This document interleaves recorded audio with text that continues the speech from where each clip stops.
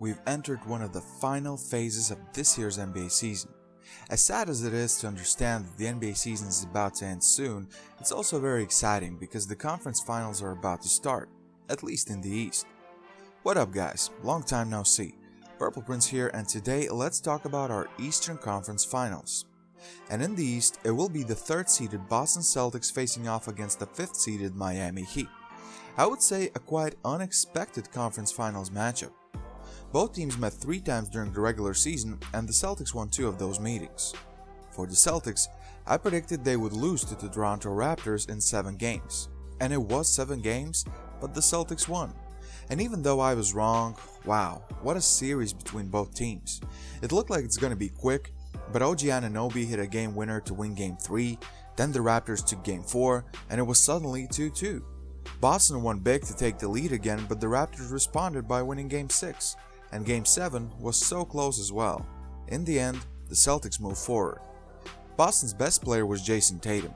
He averaged 24.3 points, 10.3 rebounds, and 5 assists. Jaylen Brown, I think, was also excellent. He averaged 20.7 points. Kemba was a bit disappointing, averaging just 17 points, and 2 more Celtics averaged double-digit points. As a team, through 2 rounds the Celtics have averaged 107.6 points. That's the worst result out of all the remaining teams. Versus the Raptors, the Celtics shot 44.8% from the field and 33.6% from the 3. Through 2 rounds, they have connected on almost 35% of their threes.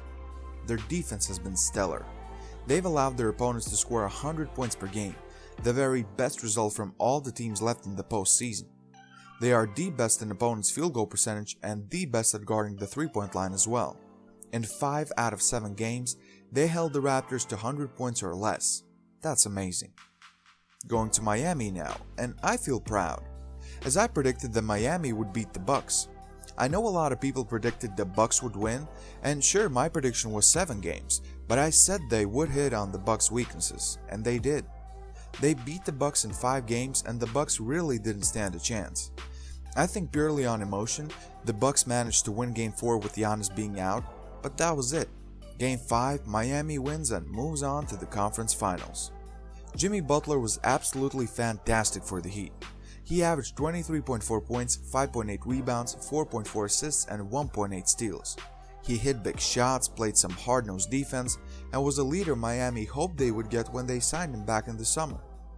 Bam Adebayo added a double-double with 17 points and 12 rebounds. Goran Dragic averaged almost 20 points again, and in total, 5 players for the Heat averaged 13 points or more per game. As a team, throughout 2 rounds, Miami Heat has averaged 112.1 points per game. That's the 3rd best result out of 6 teams that are still battling in 2020 NBA playoffs.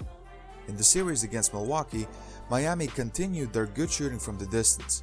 They hit on 75 threes through 5 games and connected on 37.3% of their threes in total. Throughout 2 rounds, they've connected on 38% of their threes. Defensively, they've allowed their opponents to score 103.7 points per game and connect on 44.5% of their field goals through 9 games. Their defense was especially stingy against Milwaukee, as they allowed the Bucks, the best offensive team from the regular season, to average just 106 points on 43.9% shooting from the field and 32.7% from the 3. Okay, let's get to some keys for the series. For the Celtics, I have to start with Kemba Walker. He wasn't really good against the Raptors. When they signed him in the summer, he was expected to be that final guy to get the Celtics over the top. And while he has done some great things already, he will have to do more. So far, the young guns in Tatum and Brown have been mostly carrying the Celtics. Kemba might need to step up. And what about Gordon Hayward? It's been about 4 weeks since his injury, and he was ruled out for 4 weeks. And before tonight's game, he was getting up some shots, so it's a good sign that he might play in this series. While Boston has been great defensively, another good defender on the wings could be crucial. And Miami has a lot of wings and guards who can shoot the ball. One more defender could do a great impact in the series. And the Celtics get some additional shooting and scoring for themselves with Hayward returning. One big question is, who's gonna guard Bam Adebayo in the paint? Daniel Theis did an excellent job on Toronto's bigs, but you can't compare an over-the-hill Marc Gasol against prime Adebayo. If he has his way in the paint, Boston's in real trouble. On the other hand, who will be guarded by Jimmy Butler? I think they'll put him on Tatum since he's Boston's best player, so it will be interesting to see can he limit him to low numbers. Tatum is very important to Boston's success, so limiting him is where the path to the NBA Finals starts for the Heat. Kendrick Nunn, where is he? In the first round he played just 14 minutes. This round he participated in all games, but only for an average of 13.3 minutes per game. He's averaging about 5 points per game? During the regular season he was great, and yes, while there was no doubt about who will win the Rookie of the Year, he still was one of the best rookies out there. Because of a positive test, he had to miss some valuable practice time, and that might have impacted his role, but in the series against the Celtics, his offense might be necessary. The 3-point shooting. Very key, very key. Miami is one of the best remaining 3-point shooting teams. Shooting from distance is a great part of their identity.